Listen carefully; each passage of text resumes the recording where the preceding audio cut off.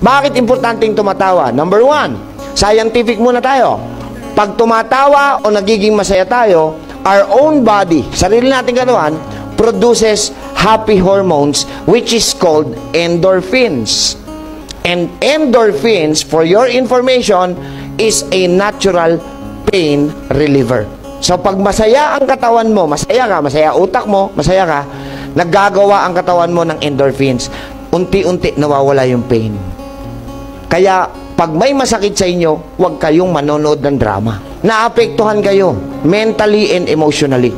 Hindi nyo napansin, nanonood kayo ng drama, alam nyo ng artista yung gumaganap, nagagalit pa kayo sa kontrabida. Sinabi naman ng Panginoon, sabihin natin, Proverbs 17:22. Hoy, may sinabi ho kayo, narinig ko ang sabi nyo, laughter is the best.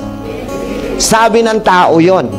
Ang sabi ng Diyos, Proverbs 17:22, a merry heart, hindi laughter, a merry heart, ang masayahing puso, tama, ay mabisa pa kaysa gamot. Pero ang malungkuting puso at espiritu ay nakatutuyot hanggang buto. Hindi totoo yung laughter is the best medicine.